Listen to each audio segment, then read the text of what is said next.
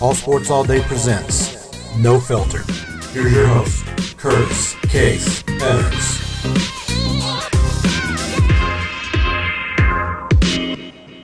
Yo, what's good, and welcome into the live edition of No Filter. It is your boy, Curtis Case Evans, and I'm rocking with my bae, the host of The Score, Mr. Austin Sullivan. What's going on, Cakes? We made it. We're here in this beautiful studio. Big shout out and thank you to Joseph Basha for letting us do it. In this studio, beautiful day in Houston, Texas, hot, and I'm waiting for my brodacious one. And of course, we've got the yes man himself. We call him the brodacious one around here. Mr. Brody Herb, what is up, my guy? Just camping in. I got 2 baseball games on, U.S. Open. We got hoodie weather here in Wisconsin. It's high 50s. It's gorgeous. Fall is almost here. I don't want to do a whole episode where I have to actually look at you. Wisconsin. I like your pink hat. All right, man. We're live on YouTube right now. Chris Gunther is right now sharing it around to our pages. You can find us in that group. Just click on the link, man. Give us a subscribe. Follow along. We're going to try to go do these whenever we can. It's just a little depth to the show. Kind of see us, see our takes, and get to know us personally and put a little face to the name. We're going to go ahead and get into 5 Takes with Cakes. That is everybody's new favorite segment. I just call it that because that's my name in it. But that's where we go over the top stories of the day. We kind of touch on some things, man. So our big headline is today, paydays and pay weights, man. The NFL is in that little gray area right now where these players start turning in and getting paid. Odell Moneybag. Boy, Odell Beckham dancing his way to a new tax bracket. 5-year, $95 million, $65 guarantee. What are your thoughts, guys? Like, whoa. Well deserved. I mean, the kid has done nothing but produce in the NFL. I mean, he has his antics and maybe a little emotional and this and that, maybe a little growing up to do, but ever since March, I mean, he's kind of grown up and he's shown us that, you know, he's kind of taken that challenge and said, look, I'm going to grow up and I'm going to do what I need to do to solidify, get my contract, get paid, and I just hope he continues it. I think he will. I mean, he came out real poised in his press conference and he sounded confident and he sounded, you know, more or less grown up, and I loved his press conference. I love the way he came off. And so I think it's a great thing. Great for him, great for the Giants organization, and of course when he's on the field, he's definitely a unique talent that we haven't seen. It's the Barkley effect. Yeah. Oh. Young guy, rookie there, stud, Yeah. kind of get the attention a little bit. OBJ has to remind everybody, hey, I'm still the best player on this team. It's still my team. What you think, Brody? Hey, that's a lot of money for a receiver. He may be the most electric receiver in the league. Not best, most electric, best after the catch. Mm-hmm. That's Best catching too, maybe. Let me set this up. Giants go ahead and they pay Odell now. Got him. He's paid now, and then 3 or 4 years now, when the Giants started building this foundation that they have envisioned, and it's time to start competing, you go to Odell and say, "Hey, man, we took care of you. Now you take care of us." You take a team-friendly deal, and I think that's what you do with a team like this. When you have a guy as young and talented, you pay him up front. You spoil him now, so on the back end, you can be like, hey, man, you know, we paid you a little bit more. I need you to give up a little bit now so we can go out there and win. And it's going to be up to Odell. Do you want to win or do you want to lose? He'll be, 28 at the end of his contract? I think he'd be 29, turning 30. Ooh. But I like it. That's a perfect age for a friendly deal. 30, I mean, as a wide receiver, I mean, they could play. I mean, Jordan Nelson's 35. They're going to have Barkley, and Yeah. we're going to assume a quarterback on a cheap deal. So they could probably still pay Odell again. Yeah, he'll get paid again. I think he's talented enough where he'll get another big paycheck. He'll retire a Saint. What? Really? Him and Landry? I don't think Landry will. I think Odell will find out a way to get down to Nola. Really? Interesting. All right, man. Headline number 2, Mr. Aaron Rodgers gets paid. I mean, record deal, Brody. I'm sure you've heard it on the radio. 4 years, $134 million, and $100 million guaranteed. Everyone in Wisconsin is celebrating today, huh? You're getting some brats and beer in Wisconsin today? It's a brat, man, not a brat. That's different. What are the cheese curds? What are cheese curds. Squeaky curds? You got some squeaky curds? What the hell? Hey, Lambo is selling their melted cheese curds wrapped around a brat. It's the best thing I ever heard in my life. What?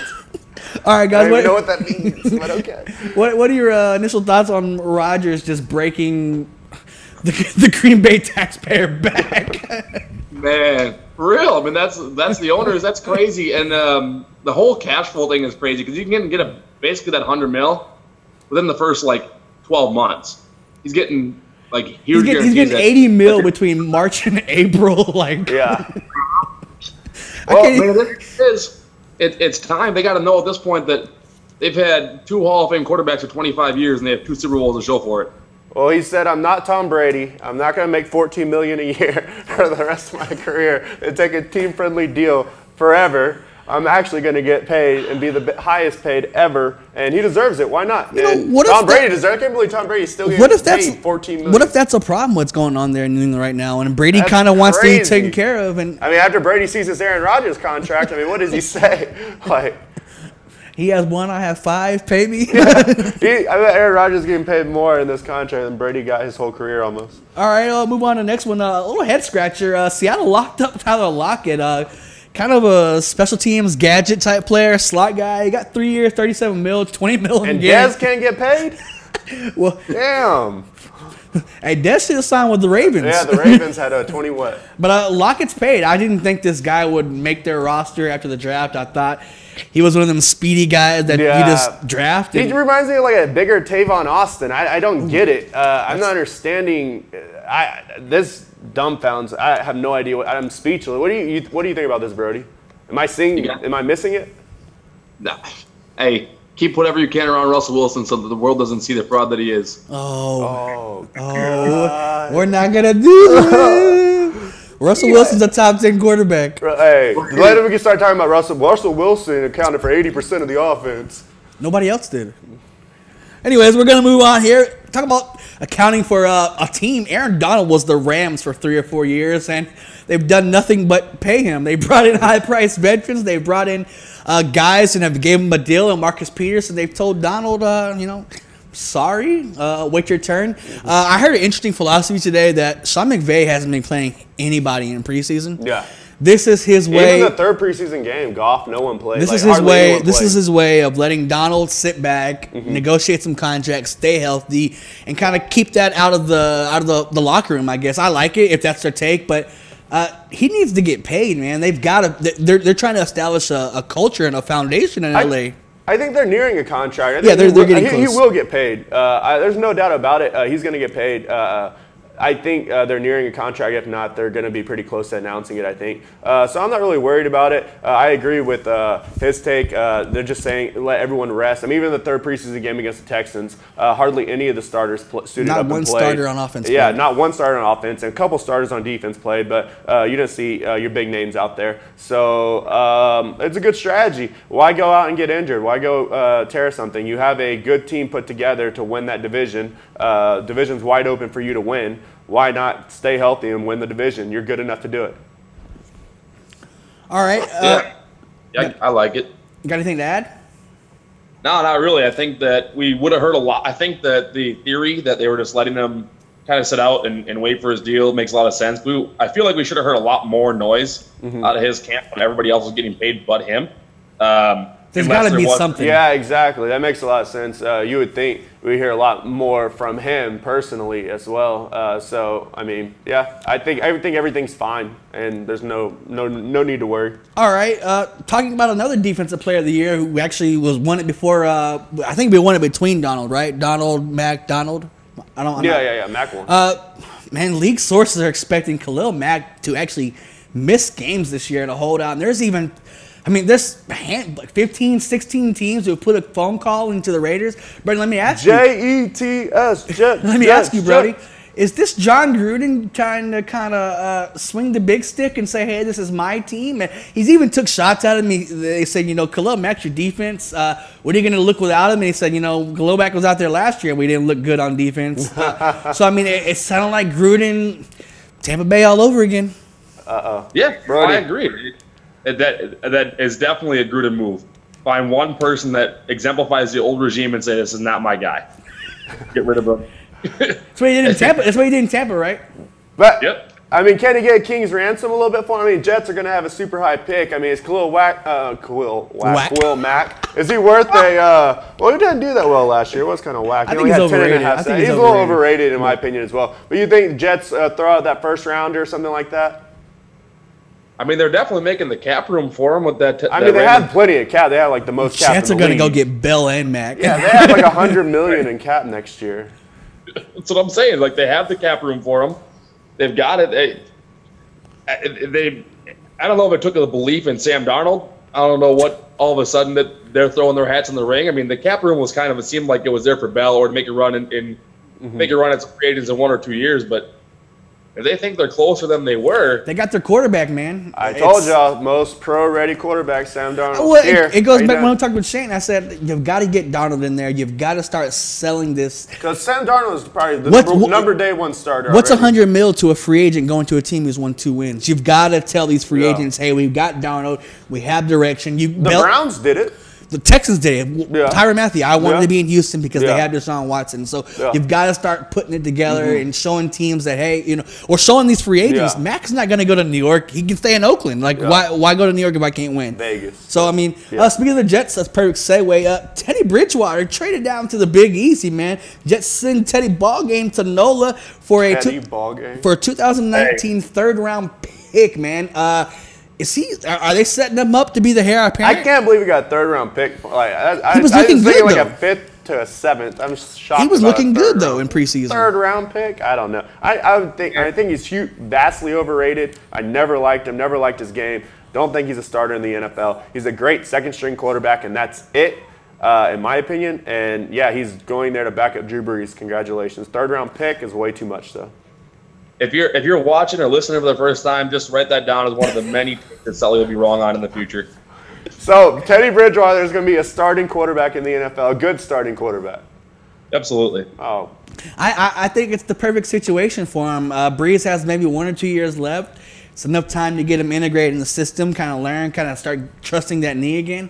I do think when Brees walks away, Peyton's been looking for this type of quarterback, the kind of mobile, kind of game manager. It's when he's gone through with Brees. Brees is not a game manager at all. Nowadays, that's why they're running. That's why they got Kamara. That's why they got Ingram. That's why they built up the offensive line. They got only Thomas now. They used to have 10 wide receivers out there, and now they only got Thomas and. They have a few. Ted Ginn. Shout out. Did you just say Ted Ginn? He just said Ted Ginn. Ted Ginn Jr. He did well last year. Come on. All right.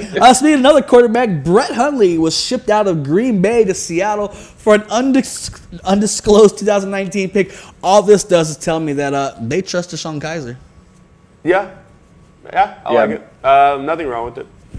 Hundley looked absolutely trash last year every time he played, so getting rid of him is getting rid of him. I don't think he doesn't have the athletic ability. He's just a little slow on the release, and it's tough to be in the NFL. 6th or 7th round pick at He's getting the goal line under a top 10 quarterback. He'll be all right. What? All right, speaking of quarterbacks, there's 3 out there that are floating around. I want to ask you guys, are any of these guys going to get traded, or will any of these guys finish the season on a roster? Mike Glennon's being shopped in Arizona. That tells me they like Bradford Rosen. Tommy Savage is being shopped by New Orleans. That tells me he's trash. And Josh Dobbs is being shopped by Pittsburgh, and that just tells me that they like what they got in Rudolph. And Josh Dobbs is the best chance out of those 3 that you mentioned, in my opinion, to do anything with any other team. But, I mean, all these quarterbacks are going to be journeymen. They're going to be second quarterback 2, quarterback 3s. They're never going to be starting quarterbacks in the NFL. They're not that talented, that caliber of quarterbacks, in my opinion. What do you think, Brody? I would agree for the most part. Mike Glennon has kind of a Josh McCown in him where he could be a backup that could start 4 or 5 games and be okay. He looked terrible in Chicago, but Chicago wasn't set to do anything anyways. I mean, even when they put in Trubisky, they didn't run any kind of offense. He looked fine in Tampa Bay. That's it. That's the only place he's ever looked fine, though. Everywhere else he's gone, he's looked terrible. He only went 2 places, man. He went from Tampa Bay to Chicago, so 50% of the time he looked pretty good. I mean, that's what you're saying. Josh Dobbs needs to retire and go change the world. Like, he is too smart to be playing football. Like, I'm sorry, he's like a aeronautics engineer or something. Like, he's got like a master's degree in like engineering or something. Like, the guy's a genius, one of the highest. What's that test that they give him? But the guy needs to just retire and go change the world, man. Go crack a calculus code or something, man. But we'll go ahead and move on to take number 2 here. Manu Ginobili retires, man. It's the end of an era in San Antonio. Duncan's gone. Kawhi Leonard's gone. Manu Ginobili's gone. Tony Parker said he wanted to retire Spurs, but the Charlotte Bobcats offered him too much money to walk away. Man, you think about his career, man. Sixth Man of the Year one time, which I was kind of. I would have thought, you would think more. Two-time All-Star, 4-time champion. But what stood out in my mind for a guy who was a sixth man majority of his career, he finished top 10 MVP voting twice as a sixth man. Like he's changing the game from a sixth man. What I want to let's have thoughts on the Manu retirement. What do you think, man? I think he changed the game. He revolutionized what the sixth man means. He let players know, like, starting caliber players know it's okay to come off the bench and be that spark plug, be that guy that comes off the bench. And that's very important in the game of basketball, especially the NBA. It's changing now, yeah. And he's changed it forever. Now, who was it? You got Eric Gordon and Lou Williams. Andre Iguodala took the bench role in Golden State Warriors, and Steve Kerr actually quoted and said it was Manu Ginobili who really gave insight to Iguodala and allowed Iguodala to come off the bench, even though Iguodala was a all-star caliber player, starting caliber player. He was okay coming off the bench, and he was okay with that role. And I think Steve Kerr quoted it came directly from the Ginobili experience. Manu Ginobili is exactly what you said. I think that with the sixth man of the year, that he probably could have won it 8 different times, but it seemed like that's an award that you don't really want to give to the same guy more than once. Kind of like they use it as a rising star award. Otherwise, I feel like he would have won it a lot more. You guys can correct me if I'm wrong on the lineage of it. Did he pretty much bring the Euro step to the NBA? Yeah, that's a big one. Yeah, he actually did. Yeah. He actually is one of the Manu and Parker's success with the Spurs kind of really opened the floodgate up of Euro players that, you don't got to come over here and play an American ball. Manu stayed true to his Euro ball, man. Like you said, the Euro steps, the slashing mentality. In Euro ball, they kind of do everything over there. Their big guys shoot. And Manu really put the confidence in the rest of the league that said, hey, we can go get a guy from Europe and he can make a real difference. And like Sully said, he set a precedent. Manu was a starter. They came to him and said, hey, you would be a lot better off the bench for us and we'll win a lot of games. And at first, I think I read about it, Manu was kind of like, he was prideful. I came over to America to play, and Popovich worked his in, man, and said, let's win some championships. And, we all know the rest is history. San Antonio, one of the greatest dynasties of our lifetime. So it worked, man. Kudos to San Antonio. Let me ask you something, Go. The conversation around right now is Manu Ginobili a Hall of Famer? If he were to just play in the NBA, no. Because of what he did in the EuroLeague and internationally and all that, he will be an NBA Hall of Famer, 100%. I don't know when he'll get in and this and that, but he will be an NBA Hall of Famer because of that. But if he were to just play in the NBA, absolutely not. But because of all the international accolades he has, the EuroLeague, what he did in the Olympics for his team, then yeah, he will get in. Yeah, I would agree, and I would think that, quite frankly, that bringing the Euro step to the NBA is a huge part of that. If it's an impact on the game, it's an impact on the game. That's what the Basketball Hall of Fame is for, and that changed the game. Harden does it better, though. The 2004 gold was huge. I mean, he beat USA. In Athens. He beat, he did something that not many teams have done. So, that was huge. He's going to be a Hall of Famer. Like, there's no doubt. All right, move on to headline number 3. It's our MLB news and updates. Got a lot of going on, actually. Philadelphia Phillies acquired Joey Bautista for their stretch one. A nice little pop in their lineup there. I think they're going back and forth with the Braves, right, Brody? Yeah, they're 4.5 back right now, but yes. Okay. Josh Donaldson was placed on non-revocable waivers today. Blue Jays reportedly want him gone. Why is that? Is there just time to move on? Is he just making too much money? Why are they stressing they want him gone, Brody? Essentially a diva guy who hits home runs and does not much else. So it doesn't really help build a ball club when he's caring about how many dingers he hits and not how the team plays. And if they're trying to build something, because they have one of the best farm systems in baseball, and he's just not he just doesn't have the right attitude to be the guy to help bridge the gap. Where do you see him going? If anybody. As long as they ain't the Red Sox, man.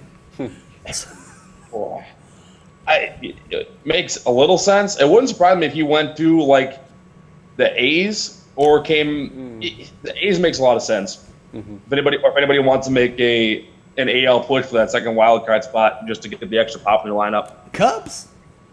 Yeah, it won't be the Cubs. All right, man. Shatani, I'm not even gonna say his first name, man. That's out of my pay grade. Ohtani nears his return to the mound and keeps mashing at the plate, man. I think he entered a interesting class of players there with his batting average, and he hit 15 home runs and he won 4 wins. I think him and Babe Ruth or someone other only players to do that. It's crazy. This guy is he's played half a season and he's already like a transcendent storyline, I guess.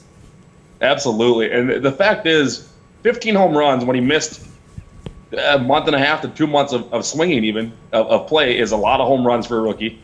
Number 2, he's a better pitcher than he is a hitter. That's crazy. I mean, like, you hit 15 home runs and you're a better pitcher, it's definitely transcendent. And if he was able to do both all year or even do one all year, he'd be right in the mix for the Rookie of the Year award. Because it's just unbelievable what he's doing. I mean, the Angels aren't good, but he is. All right, going to keep moving here. The Wild West in baseball this year, man. National League West, 5 teams within 3 games, and then you have the American League West, where these games with these Astros and Athletics, man, are going to give me heartburn. I think we're over with. Walk off tonight, put us up about 2.5 again.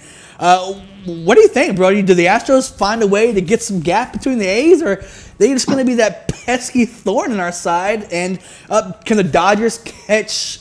Is it the Dodgers now chasing the D-backs? Dodgers chasing the D-backs. And the Rockies are involved too, right? Yep. So can the Dodgers we'll focus on our 2 World Series teams from last year. Can the Dodgers catch the Rockies, and can the Astros get some gap? The Dodgers can absolutely catch the Rockies and the Diamondbacks. The Astros will probably get some gap. I'm more confident in the Dodgers catching than I am the Astros pulling away, and that's not a knock on the Astros. The Athletics just don't. It sounds like a knock on the Astros. Go ahead. The Athletics just keep winning games, man. They're pesky. That's the best way to describe them. They're pesky. Did we win today? We won, walk right? off. Yeah, walk off. Okay. Yep. But I mean, they're pesky. Like I said, we held up to a 2-0 lead. They caught back up. They're a team too young to know how good they are. So they're crazy. All right, we're gonna move on to headline number 4. Stars are at the U.S. Open. First time since Wimbledon 2017. The Big Four together. Andy Murray makes his long-awaited return to the tennis world. These guys have won 49 of the last 54 majors in tennis. I'm not gonna watch. Brody, tell us what you think, though.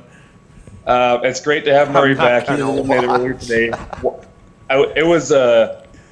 Murray was eliminated just before the show started. Okay. But he looked like the hip was okay. And that level of dominance, that 49 and 54, is absolutely batty. I mean, that's insane. I don't have a better way to describe it. I mean, it's crazy. It's good to have Murray back. It's kind of like Murray and Djokovic represent the defensive, the returning side of tennis, and Federer and Nadal represent more of the power and offensive side of tennis. But we're looking at 3. Murray's borderline. We're looking at 3 all-time greats playing right now, and Murray, with the ability to win 1 or 2 more majors, puts himself in that category as well. It's a fantastic time for tennis, and it has been for the past 5-6 years, and it's exciting to see them both, to see everybody back. Okay. All right, man. Headline number 5, we leave it to the Patriots, 5 rings, right? Patriots no-name wide receiver core. Patriots cut Malcolm Mitchell, Kenny Britt, Jordan Matthews, Big Dick Eric Decker decided to retire, who's more known for his wife's tweet. His wife's Snapchat. Right? Yeah. Shout out to Jaleel. I told you he was washed. Anyways, Julian Edelman suspended the first 4 games after Gronk. Who's going to be the primary target, man? Chris Hogan, my boy. Ooh. Chris Hogan. I've been waiting 3 years for Hogan to do something. I've drafted him every year. This is the right year to get him. I mean, just because there's literally no one else. Chris Hogan and Cordell Patterson? Cordarrelle? Cordarrelle? How do you say his name? I don't know. Put a lot of faith. That's about all they got. So there's no one really else. Do they bring in Dez? I'd like to see that happen. I think Dez is another big, but they kind of have a slower Dez than Gronk. But Dez is a big, fast guy who can sometimes catch a ball, I guess. The notion that you put Dez Bryant with Tom Brady and it's just going to work. It's like, this ain't Madden, dude. Like, Dez Bryant is not a Patriots-type player. He's not going to fit in that locker room. Randy Moss was at least smart enough to go, Okay, I've got the stats. I've got that. Yeah. Now I need the ring. Des Bryant isn't. We're talking about the guy who slapped his mother. Like the guy is not gonna. He's not gonna put it together and keep us cool. It's just not gonna happen. I don't see it with the Patriots. I see it with the San Francisco 49ers. I'd like to see Des go there, if anywhere. I mean, it works. It fits. But I love it. It fits. They need a red zone guy like that. They don't have that currently, so it fits. It's perfect. They have a quarterback. They have a good offensive system with Kyle Shanahan there, so why not? All right, well, that wraps up with Cakes with Takes, man. We touched on baseball, basketball, some football, man. We're going to go ahead and move into our division winners. This kind of wrapping up our NFL preview series where we got our reps on. Sorry, Ernie, we forgot. But we got our reps on, and we went 4 downs, and we talked some we localized No Filter a little bit here and try to expand out our knowledge and everything. So, we'll go ahead and get into our division winners. We're going to start with the AFC East. Sully, who you got? Sorry, the screens right behind us went down. What'd you? I was just looking at it. It's fine. Patriots. Of course, we all have the Patriots. AFC East, yes. We all have the Patriots. Yeah. Miami's dumpster fire trash. Bills are even more trash. Jets, trash. So they, with no receivers, I think I could go out there and play wide receiver. I think they still win the division. So definitely I got the Patriots. You got the hoodie. You got Brady. They're going to win that weak division. They're guaranteed 6 wins off the bat. They'll win a couple more here and there. I think Sully just likes to call our divisions weak because we've been told the AFC South is weak. The AFC South has been weak my whole life, so I can say another division's weaker than the AFC South. You're weak. You're weak. You're the new guy now.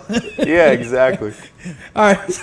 I think this is the division that if you were to give me $1 million and say, hey, man, it's your money, go to Vegas, bet, whatever you win, you can keep. And that'd be the one division team I could say, okay, well, Patriots are going to win the division. That's a safe bet. Yeah.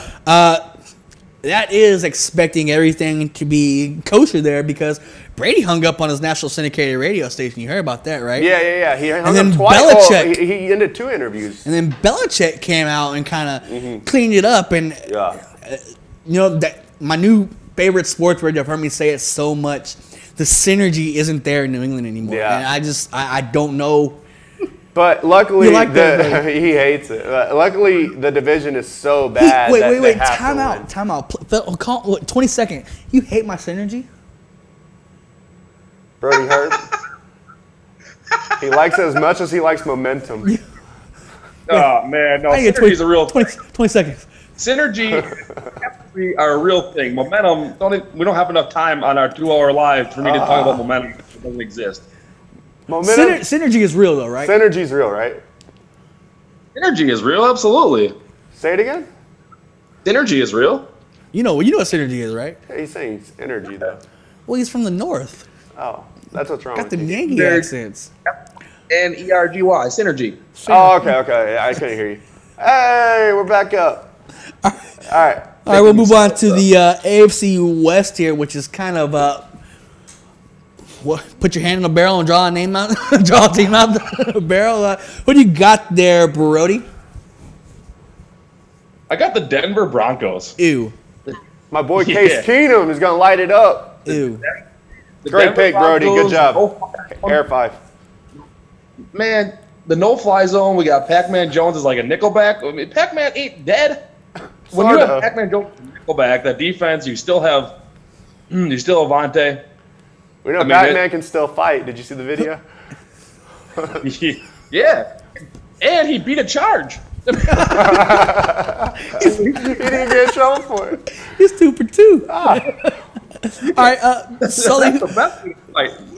But honestly, just let me really quickly. I mean, you still have Demaryius Thomas, who is vastly underrated because he hasn't had a quarterback since Fivehead was there. Draft him, fantasy. He's right. Good. You got. They still are trying to believe in Booker. That's not going to happen. But adding Rolls-Royce Freeman, man, they're going to have a goal line package with Royce Freeman there, and there's a lot of things I like about that team. And this division is up in the air, but it seems to me that the Broncos were just a quarterback away. Not that Case Keenum's a world beater, but Case Keenum is going to go out there and do whatever he has to do. Case Keenum is a leader. People buy into him. People believe in him. He's a great fit for that team, and Case Keenum is a winner. Yeah, he absolutely is. And He's there's so much a winner. He was cut 3 times, and he was 1-8 as a Texan. He's drinking the haterade. The haterade. Haterade. He used to be in a new area. He was in Houston for like 7 years in college, and then he kept them in the same city. You're right. Exactly. So I know every flaw. I think he is a product of a very stingy defense in Minnesota and a very physical offensive line in Minnesota. And, you know, I want to love the guy. He's a Cougar.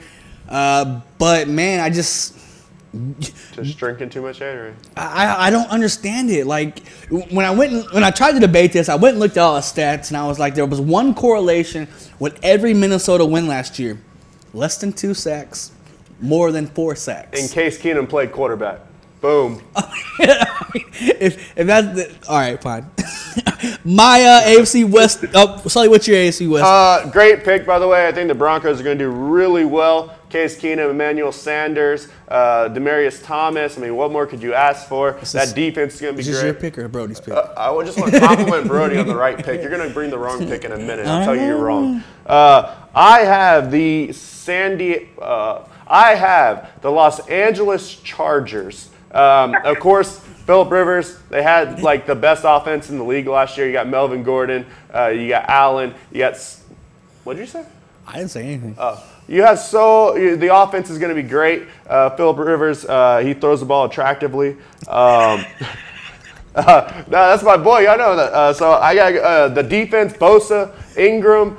Secondary is decent. As long as they can stay away from everyone tearing their Achilles, we're going to win. I'll give you credit. I have never heard someone's pass be described, their mechanics be described as attractively. I liked it. Anyways, he throws an attractive ball. He must. He has 5 kids. My AFC West. Does he? Does he have 6 now? See, the ball's getting attractive. Hey, I don't know anything about that. My AFC West prediction. I'm gonna go. Just to be a little bit different, because you guys were going Chargers at first, and then Brody last minute Broncos. So I'll make the case for the Kansas City Chiefs, man. Andy Reid has always won in the regular season. To say what you want about him in the playoffs, say what you want about his decisions, but he's always figures out a way to win, get his teams there. I think they're going to go through some growing pains with Patrick Mahomes off the jump. They're going to live and die by his mistakes. He's another Brett Favre. We're going to throw like Watson too. He's going to throw some interceptions. He's not another Brett Favre. Very similar play style, though. Play style, yes, but you can't say he's another Brett Favre. Well, that's what I'm saying when I say that. He's very similar to that. You're going to live and die with his You're going to live and die with his turnovers. You're going to let him try. Like Watson, you're going to let him try to make plays. And eventually you're going to say, okay, you threw 3 interceptions out. Let's bring it back a little bit. Yeah. The biggest question on my mind is Kansas City is that defense. I don't think Sutton's a good coordinator. He let the Tennessee Titans come back calling, run left this play, run right that play. They lost so much and brought nothing back. Who'd they bring back? They brought nobody back. They lost. Marcus Peters is gone. I'm selling tickets based on that Mahomes is the 10th wonder of the world, and man. Sammy Watkins come out and newsflash, he's dumpster trash and can't play wide receiver. And that sucks because you just signed him to a huge contract. And I think what they're saying now, he might be the 3rd receiver. But he's getting paid like a wide receiver 1. Yeah, it's an interesting article shared today. His contract is better than Odell Beckham's contract. Because he doesn't have to play and he gets paid? Why? This new terminology, the new money on the extensions thing, it's hard to understand. I understand it. I just wanted to mess with Bill. So we'll go ahead and move on to the AFC South. This is the only time that I'm okay with one team being the same pick. Unanimous. Another one. Wait, we lost last. Sully, what you got? I got the Houston Texans. I know it's going to shock a lot of y'all. But I got the Houston Texans winning this division. Colts, Andrew Luck, his shoulder's not ready. I saw him pass. It looked like a duck. He's done. Yeah. I'm sorry. The Titans, Mariota, if he can figure out how to throw more touchdowns than interceptions this year, they might be okay. And then, of course, we had the Jaguars. And fortunately, they thought Blake Bortles was good enough to sign him to a contract extension. I'm so proud. Golf clap. Good, yeah, golf clap for Blake Bortles. So, fortunately for us, we have 3 quarterbacks who are inept, and then we get Deshaun Watson, who after 6 weeks of play showed us that he is the real deal. He has poise, he has the pocket presence, and if he can keep from getting hurt, and the defense can stay healthy. I mean, a healthy Jadeveon Clowney, a healthy J.J. Watt, healthy Whitney Merciless, a healthy Tyrann Mathieu. Tyrann. You're right. Tyrann Mathieu. DJ Reader is good. There's so many good pieces. Kareem Jackson moving to safety. He actually got an interception in the third preseason game playing safety. He just fits the mold better at safety. And then, of course, we have Romeo Cornell coming back as defensive coordinator. And that's when we had our best defense, when it was just Romeo Cornell and Mike Vrabel wasn't there to screw everything up. So I really am high on this Texans team. Lamar Miller came to camp thinner, faster, stronger. I think Lamar Miller is going to be okay this year. We have DeAndre Hopkins, the best wide receiver in the league, has the best hands for sure. And bold. All right, I'm done. That's all I have. Sammy Coates. We got Sammy Coates. What's up? We're going to win. I mean, Brody, tell me why my Houston Texans are going to win this division. Well, I don't want to anymore. Come on, Brody. Hey, man, it is what it is. The Jaguars are going to fall off. You found out in the playoffs that if you make Blake Bortles beat you, he can't. So you got 9 or 10 in the box against Fournette. He won't have the same year. The Jaguars will fall off. The Titans will be the closest competitor. The what? The Colts. Titans will be No, close. wait. The Jaguars? Yeah. The who? Yeah. The Jaguars. The Titans will be better than Say Jaguars. Say for us. Jaguars. Watch. Jaguars. Jaguars. You can't say it. Nothing. Jaguars. Jaguar. The Titans will be the second best team in the division. The Colts, even if Andrew Luck was 100% back, which it does not appear to be the case, and that may never be the case, they're still terrible everywhere else. Andrew Luck is great and good enough to bring that team to the playoffs when they were trash before, but Yeah, T.Y. Hilton. T.Y. Overrated. But that's it. I mean, listen, when Andrew Luck took the Colts to the playoffs in the past, He's the a AFC South was glorified kick returner. a weak division, and it's not anymore. And so even 100% Andrew Luck isn't enough for them. So the Texans win the division by default. Ooh, by default. By default. Ouch. I don't know. Drop. I'll take it. We've won 3 divisions by default, but Yeah, sure. 9 and 7. I think it comes down to Peyton Manning used to win them by default, so can we win a couple? Titans haven't looked good in their preseason games. That's the same problem that we saw in the Texans defense last year. They look like they're trying too much. They look a little confused out there. The crazy part about this is Titans went from a smash mouth trying to build up a high-powered offense, and now they might have a top 10 defense instead. I think the defense is going to be real stout. They got a good front seven. Their secondary is good. I do think, they're in their 8-8 area. That's the Titans special these days. But Jags and Houston are going to fight for this division. I think it's going to come down to quarterback play. We saw that in the AFC Championship game. New England let the Jags do whatever they wanted to do, and they knew at the end of the day that, hey, if we can make Bortles beat us, we're going to win this game. And if you tell me Watson or Bortles, I'm taking Watson 7 days a week, twice on Sunday. And I think our defense isn't too far behind, I think, if everything goes right. They might have the more premier secondary, but I think we got guys we don't got a true number 1, but we got a bunch of number 2s who are out there willing to. We only fall short in the secondary. Yeah, but I think Tyrann Mathieu really covers up a lot of efficiencies out there. I think our pass rush will cover up a lot of. And Kareem, he's always been better when the game happens in front of him. Yeah. And now he gets to stand back there at a safety position. He's a real smart guy, believe it or not. J-Joe said, I was in the league longer than Kareem, but Kareem taught me things about playing cornerback out here. And so now that Kareem gets to see, get people in position, I like it. We need Kevin Johnson to stay healthy. He's big. We need Kevin Johnson to not only stay healthy, but produce. Well, it's like Seth Payne said. And he got hurt he got beat. Well, not Seth Payne, but he was a former U of H Stanford route. He's on 6'10" now. He said Kevin Johnson has to decide what kind of cornerback he's going to be. Is he going to be the physical bump and run guy with you who's going to beat you up in the line and then turn around and keep up with you and play the ball, or is he going to be the guy that finesses you? And he says, if I'm Kevin Johnson, I'm 185 pounds. I'm going to be the finesse guy. But we'll move on here. We can talk Texans all day. AFC North, man, who you got, Brody? This is probably the best take of the night. The Cleveland Browns. Coming from ashes, from rags to riches. Hey, it's listen. We know that. Well, some of us have watched the Browns the last couple of years and known that they aren't as far off as their win-loss record has been. They've been in every game. Baker's the truth, and it's not even going to be his team. It's going to be Tyrod's. And listen, they've added a lot of pieces. They've had a 3 or 4 or 5 year plan, whichever plan you want to buy into.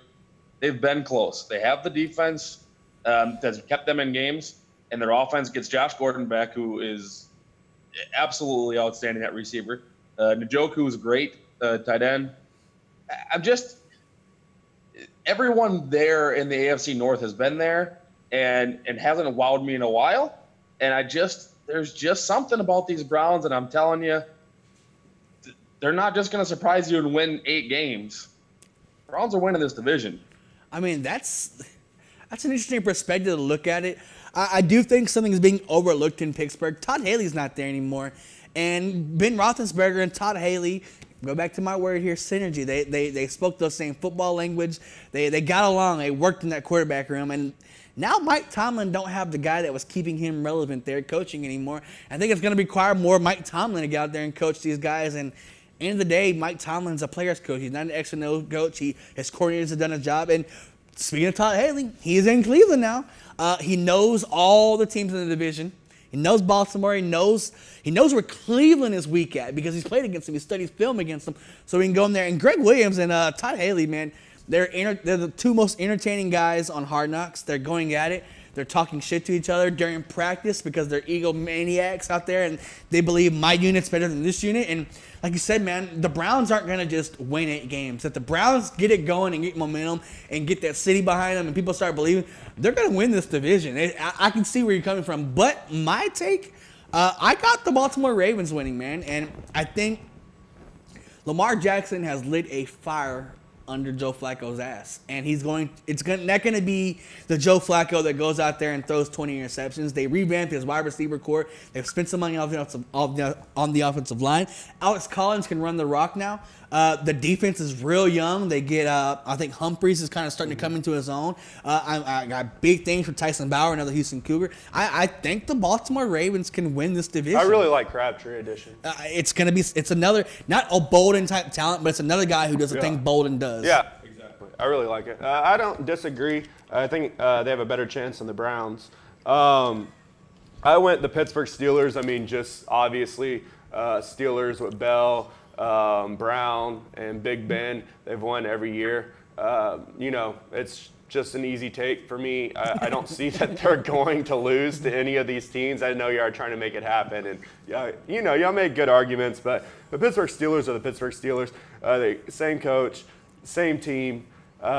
Defense is iffy. I'll give you that. Ryan Shazier obviously that's not a big loss. That's why people don't realize how. That's a huge loss. I agree, but that's not big enough for them to. They're not going to lose the division of the Browns over that. They need T.J. Watt to be something of his brother.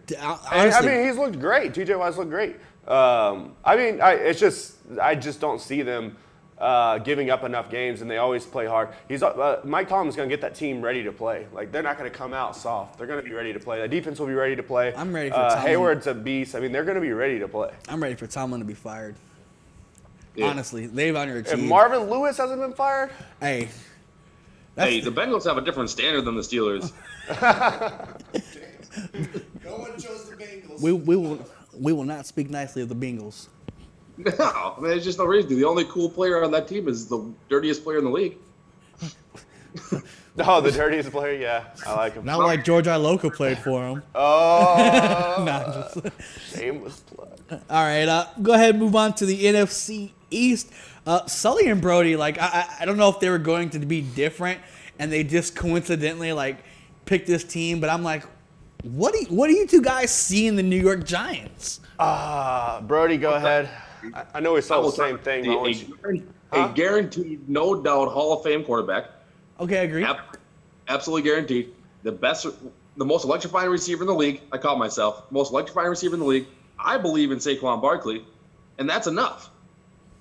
Listen, the NFC East is a toss-up. You got a whole bunch of teams that either underperformed or overperformed. You're not even talking about the Super Bowl hangover. No, I'm not. I don't even need to really bring that up. I mean, I think we all know that the Eagles overperformed. I don't think anyone looks at them and says this is the next dynasty. I do. No, I said they overperformed. He said they're the next dynasty. But go ahead. Well, okay.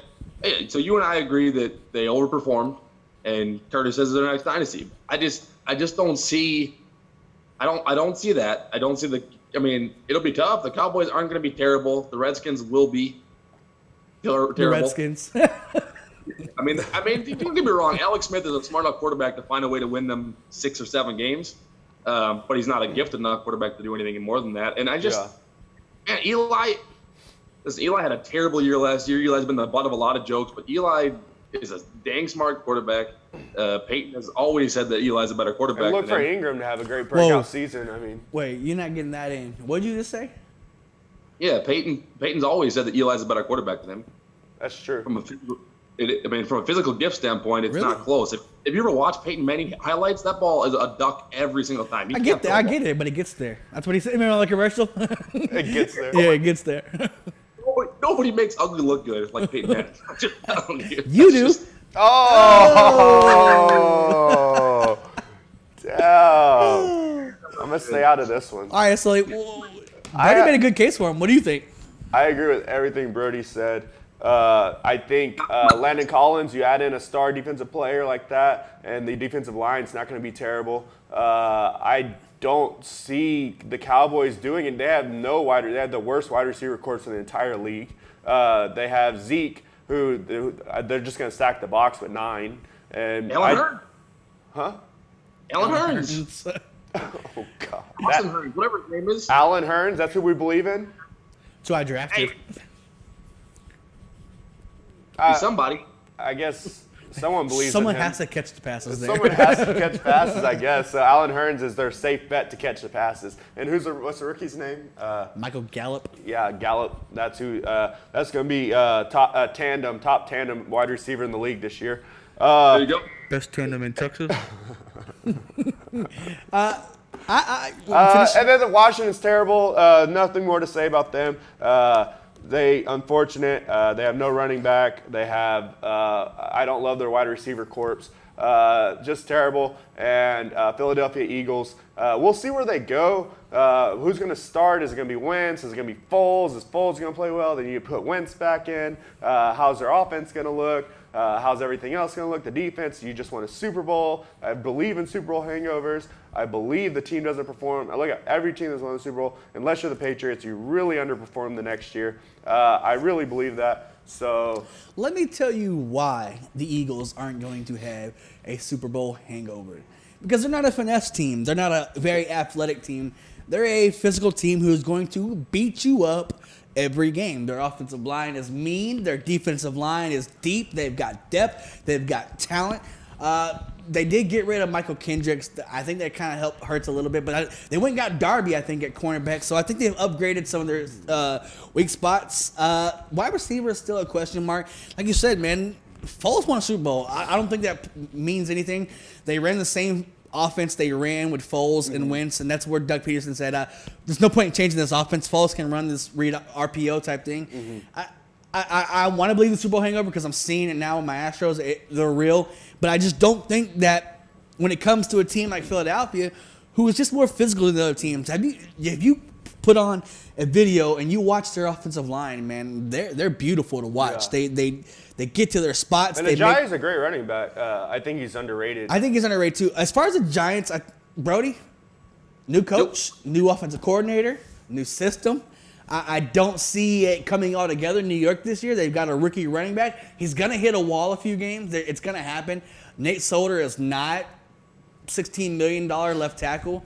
The Giants still got to do a lot of filling out. Barkley running left. They're going to learn who they are under Shermer, and I think that's going to take a little bit, and it might take a season. I think it's a bold pick to go Giants. I just want to go bold because I Philadelphia is so boring. I feel it. I mean, I even like Philadelphia. They said their wide receivers are weak. I don't think so. I don't think the Cowboys are getting enough credit, and I hate. Really? I hate to give them their due, but Dak needs more. Who needs more? Dak credit? is going to be the only thing. I think the only thing he's not getting credit is their defense. That's it. That's what I'm saying. I think Dak is going to be what's going to hold them back. Yeah. But Alan Hearns excelled in a similar system with a worse quarterback. Debatably worse. Ooh, we'll save that for another episode. He excelled with Blake Bortles in a run-first offense. Gallup was the number one comeback wide receiver who ran the comeback route. Yeah. So that fits in a run system. Yeah. Zeke is out to prove to the NFL. You benched me for no. He's pissed off still. They made some interesting additions on their defense this year, Zeke will and run his head into the wall. if Jalen and that secondary can grow up and try to rise, don't be surprised. I'm gonna watch. I can see 8-8. That's how I see. 8-8. I see 10-6 on the Cowboys. 10-6. That hurts my I could Texan very well soul. see that. I could very well see 10-6. The big thing, just to touch on what you said about the Giants, is what I saw with Shermer last year is they played 3 different quarterbacks and we're still winning games. So it must not take much to learn the offense on the fly out there. So what you're saying is, You don't have the Bill O'Brien complicated offense. Wait, I've got Brody. I've got right. Brody now. So what you're saying is, Case Keenum was a product of a quarterback-friendly system. Yeah, and what does he have to do in Denver, man? He has a very, very stout defense, and he just has to get to 9-7 to win that division. Who's The the no-fly offensive? zone. Who's the offensive coordinator there? It's Vance Joseph, the head coach. I know. Is Vance Joseph even the head coach anymore? Yeah. Yeah, So who's the offensive coordinator? no clue. not a little bit of All a right. clue. Y'all just believe in Keenum. Yeah. Why not? Why would we not believe in Keenum? That with that defense, With that defense Yeah. and the talent they have with their wide receivers, they have talented wide That receivers. defense so hasn't been people any- don't talk about Thomas and Emmanuel Sanders anymore because the last 3 years they have gone through train wrecks of quarterbacks, like quarterbacks that don't belong in the league. Mostly aren't in the league anymore. Like that's how bad those they've had it worse than the Houston Texans. They With got Brock But Osweiler don't they and got a Tom rookie Savage. left tackle? So rookie left left tackle. tackle overrated. We know that. Who? Left tackles are overrated. Remember? No left tackle has Okay. ever won the Super Bowl besides Marcus Peters, but he wasn't playing. All right, Right. whatever. All right, we'll move on to the NFC Please West. do. All right, Brady, what you got, man? NFC West, I got the Rams. Everything's working for them. I don't want to say they overachieved, but they were ahead of themselves, and now they're catching up, and they added even more talent. There's just no reason to believe there will be somebody else. The Niners are going to be good, but not good enough. The Rams have an outstanding defense. Todd Gurley is such a beast. It's enough. I mean, Tavon Austin can do a lot of different things. Tavon Austin is a great little X factor for that team that if the offense gets stagnant in any way, shape, or form, they can find a Tavon way. Austin's still on the Rams? No, Tavon Austin's a Cowboy. He's a Cowboy now. My bad. I'm sorry. That's not who I was thinking of. Cooks. Cooper Kupp. Oh, Cup. Cup. 2 girlies, 1 I was cup. about to say that. I just got your fantasy team name. Yeah, in my mind, I was thinking Cooper Kupp fills that Tavon Austin role, that guy that can kind of just move around, find different ways to get on the ball, and keep the offense moving when it does get to be, stagnant, kind of wear itself out. And that defense is so good. Tavon Austin's terrible. I believe in the Rams and everything that the Rams have done this offseason. I believe in McVay a lot. I think he's one of the best coaches in the league. Yeah. So I agree with you. I do have a question. Who do you compare Tavon Austin to, player-wise? I'm just curious. Percy Harvin. What do you mean? Like, who would you compare him to as another NFL player? Percy Harvin. His career, everything about him. Oh, not career. Percy Harvin. I mean, Trendon Holiday. You ever heard Trendon Holiday? Oh, Yes. that's disrespectful. Dude, I'm telling you, he's the That- same person. That is He disrespectful. just has a bigger name. That is disrespectful. Same Percy person. Harvin makes sense. Huh? Percy Harvin makes sense. That's Percy I Harvin's too big for me, but I get it. I get it. Flash of the pan. Yeah. Okay, I got the Rams as well. I agree with what you said, Brody. They just have too much talent in that division not to win it. They added all this extra talent that they didn't even need. Freaking talent suckers. And they're going to win. I don't see no reason they're not going to win the division. Gurley's a beast. Goff is coming into his own. There's nothing more. You said it all. I'm not going to sit here and repeat everything you said. But I will not discredit the 49ers, though. They'll get the wild card, NFC, I believe. They're going to be that good this year. For the same reason I Believe in think Kyle Shanahan. we're gonna find that out later. Oh. Isn't that your coach of the year? Don't spoil it. The same things that go along with why I take the Texans over the Jaguars is when it comes down to the end of the day, I think the quarterback matters when two teams go head-to-head against each other. And I think that Jimmy is the real deal. I might be drinking the red and gold Kool-Aid. I might be into that whole Bay vibe thing. Shout out to my boy Rashino. But I'm buying it, man. 5-0 as a starter coming in last year. Kyle Shanahan, everywhere he's been, I think his offense has been successful. Houston, Washington, everywhere he's gone, the guy knows offense. They've drafted their defense. People forget that they've been drafting defensive linemen for the last 7 years now? I don't know. Yeah. Solomon Thomas, they're loaded on the defensive line. I think Jimmy puts that validity in them that, hey, we're for real. Every game is not the old Niners where every game we're gonna lose. Every game we know it's a big mindset when you go out there and you buy into your quarterback in the program and it says every game we can win every game. Like the Texans, they believe every game that Watson steps on the field they're gonna win. Like every elite quarterback, I mean elite, but a quarterback kind of provides that. I think he can be elite. I think elite is not a stretch. From what we saw last season, him play, he played really well, and he's just getting better. He's so poised. And that's what you want in quarterback. When they start getting the pressure on them from wherever it is in the pocket, and you start seeing their eyes light up, and everything goes wrong, and that's when he doesn't, and that's when your Deshaun Watsons. That's why they're so successful. And your Aaron Rodgers, your Tom Brady's, the pocket awareness and the poise in the pocket is just something you can't teach. You could definitely tell he came from a smart organization. He's learned. He's watched a ton of film on Brady. Yeah. He has the same. He looks like a younger Brady sometimes. It's crazy how good he looks at you. And I mean, he has some weapons out there too. I'd like him to get another couple weapons. That's why I like Des Bryant to go there. I really hope he does. And I think Marquise Goodwin is a steal. He's someone out there. Robert Woods there too. Who? Robert Woods is there. Robert Woods. Is he in San Francisco? Is Woods in San Francisco? No, he's in the Rams, isn't he? Robert Woods? Yeah. Rams. Robert Woods, Rams. Yeah. Okay, I was thinking San Francisco went and got all the little tweener wide receivers and we're on a go route. No, they got Goodwin's good. Kittle, he's not bad. Tight end. That's what bothers me the most about San Francisco is they kind of their skill position. I think McKinnon's going to be okay there, but they should have upgraded more for a quarterback that they had. I don't know. I think they need to upgrade. Kyle Shanahan made Kevin Walter and Owen Daniels doable in the NFL. He made the Washington Redskins wide receivers playable. He turned Mohamed Sanu. He turned Tevin Coleman. He turned Freeman. All these guys that Shanahan's touched, man, he turned to gold. I think he can really start to mold. It's his team now. It's his program. It's his vision. I think this guy has him and John Lynch. My word again, their synergy. They're working together. They're on the same page. John Lynch, there's 3 GMs in the AFC West that are just amazing. Seattle's GM, Los Angeles GM, and John Lynch in San Francisco. Man, they're amazing GMs. They really can sell their program. They really know what their coaches want. I love it. I think the Bay is back, man. That's where I'm going. That's where I'm going with the NFC West. I like it. We're going to move on to the NFC North where Aaron Rodgers got paid. Sully, what you got? I'll let Brody take this one because we got the same thing again. And you're about to cough. Be real. I'm under the weather, guys. I'm doing the best I can here. Who gets pneumonia in August in Houston? Bro, like what? I'm telling you. It was terrible. I got pneumonia all them Thursday or baths, something last week, and I can't shake it. With the windows open? Aaron Rodgers and the Packers. Listen, I don't put a ton of thought into it. As long as Aaron Rodgers is under center for 16 games, I'll take the Packers to win that division every single time.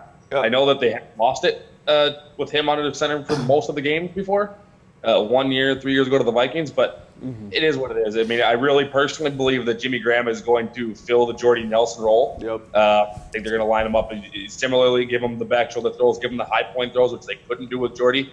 And that makes that offense so much better to have that player, even though they lost the actual Jordy. But Jimmy Graham's going to fill that spot. Devontae Adams is and has been the most talented receiver there. Aaron Jones looked really good last year when he played for the Packers. He's going to miss 2 games because of a suspension, but when he played, he looked really good. And they got rid of Dom Capers, which, for lack of, for lack of a better way to put it, it's just that's him on the sideline. It's kind of the jolt. It's kind of the jolt to say, okay, what we were doing wasn't working. So even if the new guy isn't better than Dom Capers at his best, it's something new and you're excited to do something new because what you were doing wasn't working. Yeah. I think the defense will be better. And just trust me, we had to deal with Don Capers for a long time. Yep. I mean, listen. Dom Capers isn't a bad defensive coordinator, but at some point it wasn't working, boring. and you need Boring, so boring. Yes. Very boring. I agree with you. Devontae Adams is a true number 1 wide receiver. He's going to put true number 1 wide receiver numbers up for you fantasy players. I truly believe that. You can get him in about the 2nd round, almost the 3rd. Aaron Rodgers is obviously Aaron Rodgers. As long as both his clavicles are fully healthy, he'll be great. Besides that, that's all you need to believe in. And, of course, Jimmy Graham is going to be the new touchdown connection. So. Go Minnesota Vikings, man. I just think that defense. Kirk Cousins isn't ready. Cousins is a winner. What? What has Cousins won? He's 500, but Tebow's under 500. People call him a winner. Kirk Cousins. Kirk Cousins is a winner. I think. Okay. Did you hear that? When I say winner, I'll put it like this. I don't think that he's a winner as in his numbers, the overall record. I think mindset-wise, preparation-wise, work ethic-wise, leadership-wise, I think Kirk Cousins is a winner. You know, the whole you like that. He gets very into the game. He leads. He's an emotional winner. I mean, he has the arm to throw people back into games. We've seen it in Washington. Diggs, Thielen, Cooks is back, Murray, the offensive line. The defensive line upgraded a position with Sheldon Richardson. I got to go with my boy George Iloka. I mean, come on now. Starting safety there now next to Harrison Smith. They got the defense is loaded, man. Like, Anthony Barr is the most underrated, underappreciated linebacker in football. I think almost player. No one talks about him. Nobody talks about him. He's a freak athlete. He gets the job done. He's broke Aaron Rodgers' collarbone. I mean, he gets the job done. Like, and I don't know why people. Is it because it's Minnesota and nobody talks about Minnesota or UCLA? I just don't get it. I don't know, but if you hung out here for a week last year, you would have heard Anthony Barr's name about 10 million times. Man. Every single week. I just referenced Vontaze Burfict being the dirtiest player in the league earlier. I heard Anthony Barr get called the dirtiest player in the league. I've heard it. Probably 150 times. Really? I've heard it too. They think that tackle on Rodgers last year was dirty. Drove him into the ground. But and the Ndamukong Suh is probably one of the dirtiest perfect. as well. It's perfect. Perfect or so either way. It has to be perfect. You know it does. But where does Barr fit in? You know it does, but it has to be. Perfect. It's got to be perfect. Yeah, it's perfect. The guy has been caught on film twisting ankles well after the play. This is even in play dirty. His goal is to injure you. Yes. That's it. His goal is even to tackle you. It's to wear hurt that you. visor, son. Let me ask you something. Just buying some time here. Detroit Lions. What do you think about them under Patricia? Dude, LeGarrette Blount's there. If history tells us anything. We still have another division. Yeah, no, but if history tells us anything, LeGarrette Blount's taking the Detroit Lions to the Super Bowl bound. As were the What do you think they finished? As the Patriots did. I don't know. There's such a wild card. Matthew Stafford's such a wild card. He's an elite quarterback that doesn't win. Right? I get you. Yeah, I mean, if from a physical gift standpoint, yes, he's absolutely elite. From an actual quarterback standpoint, no, he's not close. Yeah, but I mean, you know what I mean? Elite, talented quarterback. He's from Texas, Sully. Give him a break. I said he was elite. You just said he doesn't win anything. I agree. I mean, if they could draft a running back, or they could sign a running back, or they could find a running back, I mean, maybe they would have a better chance. They haven't had a running back since. You know, his physical. Barry? Yeah, that's pretty bad. That's terrible. They haven't had Calvin Johnson's been their only wide receiver. Their wide receiver course isn't terrible. I like Golden Tate, Marvin Jones Jr., Galloway. Marvin Jones Jr. 2 years ago saved my fantasy team. Exactly. Yeah, so, I mean, their wide receiver, I think it's not so much the talent of their wide receiver course. I think it's a talent of Matthew Stafford and his throwing ability. Decision making. Yeah, he's a great. I mean, and he can make any throw on the field, talent wise, arm strength wise, everything, accuracy wise.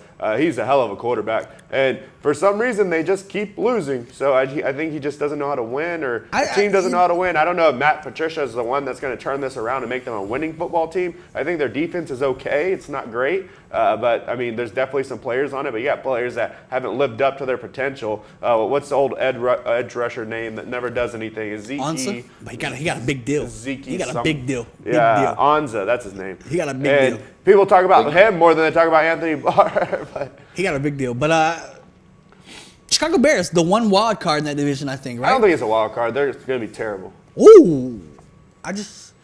There's a lot of talent there. A lot of talent. There's talent, but okay, we have no idea what Allen Robinson is going to do. We have no idea what Jordan Howard's going to do. We have no idea what Tariq Cohen's going to do. We have if you're going to come out and say that these players are going to perform where they should perform, where they have performed in the past, and you're guaranteeing me that, and you're going to guarantee me Trubinsky's going to be at least the top 15 quarterback, which I don't think he will be, then sure, they'll be okay because their defense is good. Okay, but I don't know if Allen Robinson's back.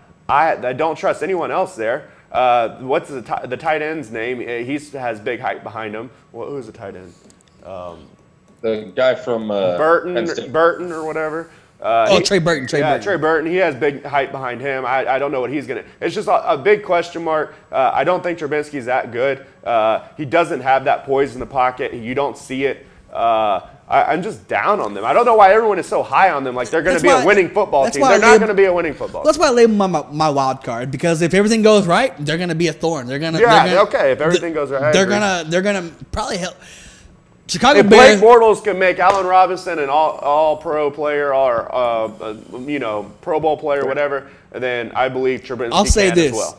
Chicago Bears will decide who wins that division.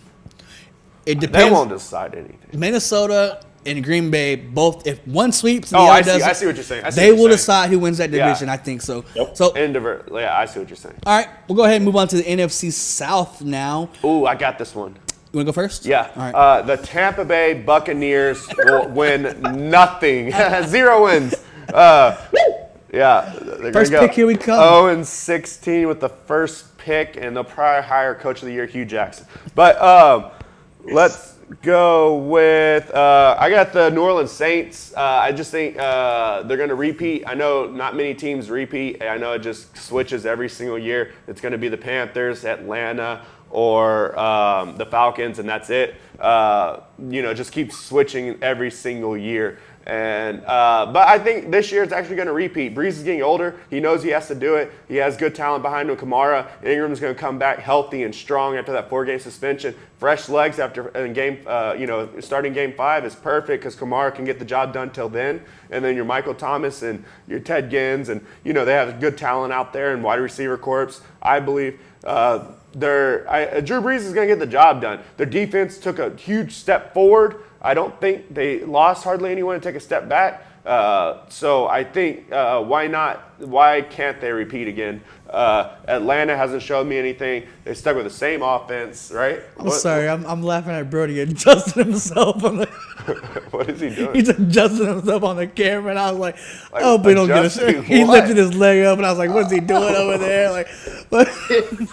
Brody, this is live. This is PG-13, Brody. Put your damn leg down. Jesus all 3 of them? Christ. All right.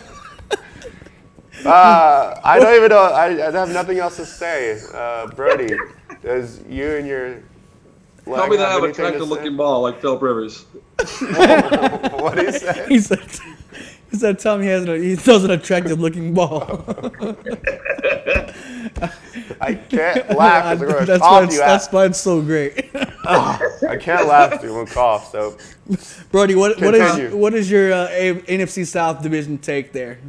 I got the Falcons. I'd just like you to tell us a record of every team. Also, I'd like to know all 4 teams' records. And we didn't do that for any other division. You don't need to know that we're going to go 4-12. All right. He just wants you. I was gonna say he just wants you to say the Buccaneers suck. Hey man, this is the first 3 games. The 3 games without Jameis is, according to ESPN, the hardest first 3 games in the whole Super Bowl era. What, Fitzmagic as your quarterback? No way. They were gonna be the 3 hardest with Winston too. They'd be the 3 hardest either way, but legitimately we're playing the Steelers, the Eagles, and the Saints as the first 3 games of the year. Like. We probably weren't winning them with the best Jameis, so it didn't really matter. Fitzmagic better fake some injury or something. Don't go out there, man. Don't do it to yourself. Winston, go ahead, Brody. I have the Falcons winning the NFC South. They still have all the same talent on the offense that went to the Super Bowl and added Calvin Ridley. Their defense is, listen, it's not their strong point, but it also isn't a glaring hole. They have some talent there that's getting better. They had a little bit of a learning curve last year when they got a new offensive coordinator. Did they change the offensive coordinator? Curious. No, they still have. So they had a little bit of a learning curve, but remember, they were almost they were set to be out of the playoffs after 10 weeks last year. and then everybody bought into Sark's offense, and they went to the playoffs and won a game. So it is what. No, they didn't win a game. They lost to the Vikings. But regardless, the Falcons are returning everybody that they had when they went to the Super Bowl with the full year under their belt with a new offense. The Saints just don't quite have enough to me. I don't like betting against Drew Brees, but the Falcons are really, really good. And I hate talking about other teams in my division, so I'm done. I think the Saints overachieved. Panthers? I think the Saints overachieved last year. Overachieved? Yeah, coming into the season. Missed the tackle? No, I think coming into the season, everybody last year kind of had the Saints as a question mark, right? Nobody picked the Saints to go 12-4 or whatever they did and go on the run they did and have the running attack they did. They were kind of an afterthought in that division. I think they come back down to earth a little bit. That defense isn't going to play like it played last year because that defense was lights out last year. I just don't think they have the overall talent to be lights out 2 years in a row. Then, like you said, the Falcons, they're returning everybody. They added Ridley. That was an upgrade over Gabriel. That defense had another year to grow up a little bit. Remember, they were real young. Tech McKinley gets to start now. Adrian Claiborne's out of town. He's a pass rusher extraordinaire. I think he's going to be Beasley and Tech McKinley might be a top 5 pass rush duo in the NFL.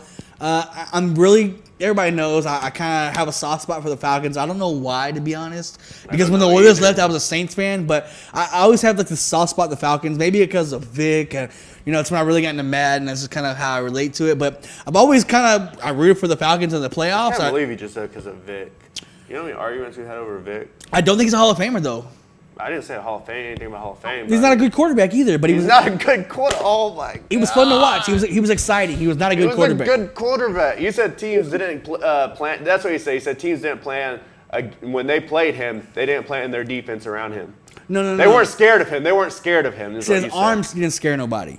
No, I said that he scared people. Michael Vick didn't scare anybody with his arm. Michael Vick scared people with his legs. No, but he scared people. He scared off defenses. I'll give you 50% credit. Man, Michael Vick was a subpar quarterback and a mediocre running back. He wasn't any good at anything. Oh, my God. Whoa. He was a really good runner, Brody. Really good runner.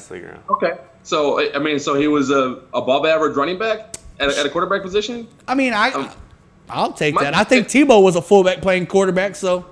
Yeah, I mean, listen, Michael Vick. I'm not saying he had arm talent or anything like that. I'm not saying he was the most talented quarterback. But, I mean, defenses were scared to play prime Michael Vick, 2004 Michael Vick, 2003 Michael Vick in Atlanta. They were scared to play. But they were scared of him because of his legs. Yeah, but they were scared to play. I don't care why they were scared. I don't care to scare. But once the formula was out there that hit Mike Vick early, hit him often, and hit him hard, he's not effective anymore. That's why when he got to Philly, Andy Reid is the reason that McNabb became a pocket quarterback. He's the reason Vick passed from the quarterback, because at the end of the day, you can't run around and survive in the NFL. You have to beat teams from the pocket.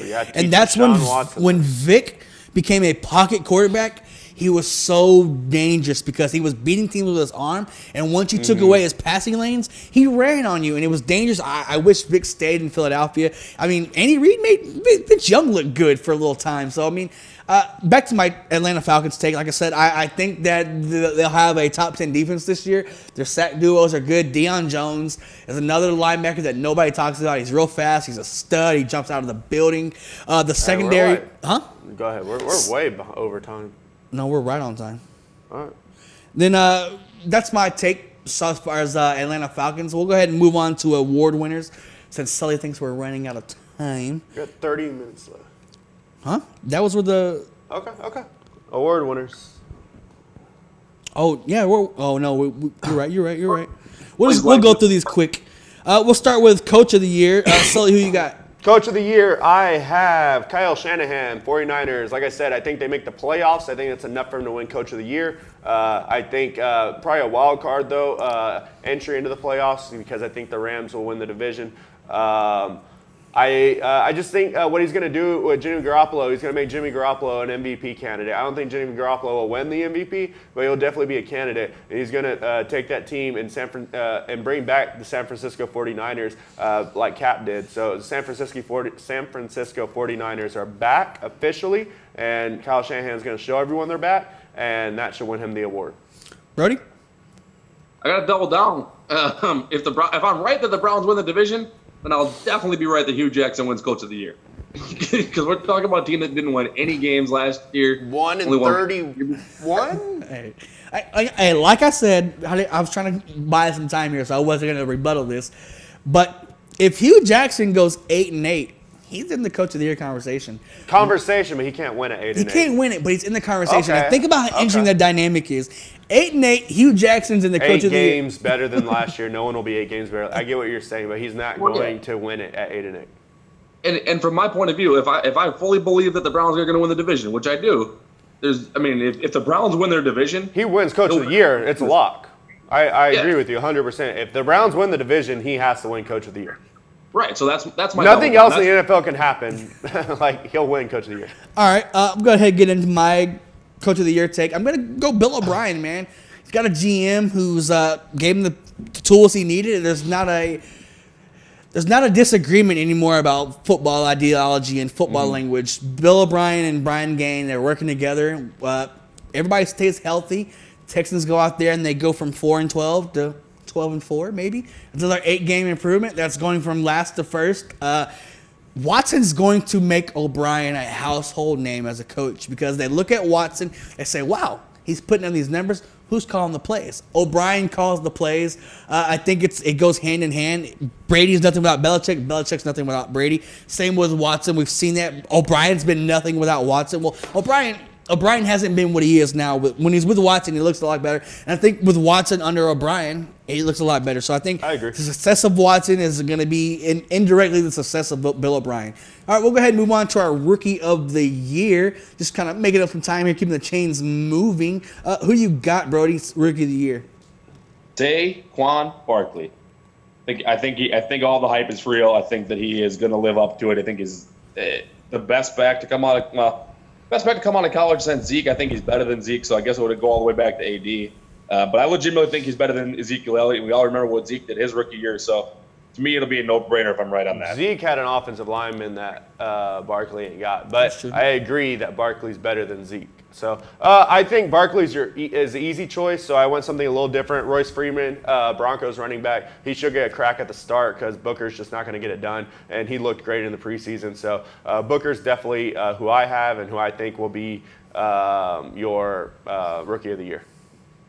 Fair. Like Sully did, I want to challenge. We wouldn't have got so many things right on No Filter if we didn't challenge ourselves with takes. I think DJ Moore has a chance to be the Rookie of the Year. Carolina, Cam Newton, they're looking for a #1 target. They're looking for a guy to go out there and catch passes. I don't think Funchess is that. He hasn't shown it yet. He's not. I think he was a reach when they drafted him. DJ Moore might have been the most talented wide receiver in the draft, maybe. Ridley had the size, he had everything you look for, but I think DJ Moore might have been the most talented wide receiver in the draft. And Cam Newton gets him a target, he gets him someone to go to. Look for the volume. I think the volume is going to be there for DJ Moore to get the stats to win the Rookie of the Year. All right, we're going to move to Defensive Player of the Year. Sully, I'll go first here with my Aaron Donald take, or you want me to go? Yeah, go. I'll go. Yeah, I got Aaron Donald. I think he gets paid this year. I think that a little bit of motivation. The secondary is going to be better there. The supporting talent around him is going to be better. He's won it before. The precedent's there. The model's there. Like I said, man, J.J. Watt wouldn't have won Defensive Player of the Year without Whitney Merciless. He wouldn't have won it without Brian Cushing. When these guys are next to you, it makes everybody's job easier because there's less attention on Donald. And now you've got Donald getting the least amount of one-on-one he's ever got before. He's going to be on the good team. He's going to be on an offense they're going to create turnovers there. It's too easy for me to give it to Donald. Yeah, I think the team's going to make him better, and I think it's a great pick. I don't disagree, I guess. I do disagree. I'm going J.J. Watt because I just want to be different. But I like Aaron Donald as the pick. J.J. Watt, he had microdiscectomy surgery 2 years ago now. and he obviously broke his leg last year, so it kept him out for the season. I think it was a blessing in disguise that he broke his leg, because now he got to fully heal from the microdiscectomy surgery that he had on his back, and now he is 100% healthy. He looks great in camp. If you were to tell me last year in camp, what we saw in J.J. Watt, he looked slow. He didn't have the speed. He didn't have the blast. He didn't look like J.J. Watt, and that was because his back wasn't fully healed, in my opinion. I mean, obviously, I'm not a doctor and I'm not his trainer, but that's just what it looked like. So after another year of getting to rehab and fully heal that back, because he broke his leg, but broken leg bones heal pretty easily. So I think we're lucky, kind of, in a way, for that to happen. And so I gave him 2 years to fully heal, and now his explosiveness, his first step, watching him in the preseason, I mean, he's hitting the running back in the backfield again. He's doing first one to the quarterback, him or Clowney. You pick, your poison there. And both of them look amazing. They both, I think J.J. Watt gets back to his 2015 season, 2016 season, where he won, or 2014-15 season when he won Defensive Player of the Year consecutively, and gets back to 15-plus sacks, and he definitely wins it. And Houston Texans, if they can stay healthy, will have one of the best defenses in the league. So that's what I got. All right, Brody, real quick, man. Tell us why Myles Garrett's going to be the Defensive Player of the Year. Because if I'm going to double down, I might as well as hell go all in. I mean, you want to leave it at that? You want to? Yep, that's it. That's it. I'll go all in on the Browns. All right. I mean, hey, if 8 months from now, if the Browns are AFC championships, we're going to come back to this episode and we're going to be like, yeah, Brody's a freaking genius. Anyways, Brody's a genius. I'll move on to Offensive Player of the Year. Sully, why don't you go first, man? Mid-drink.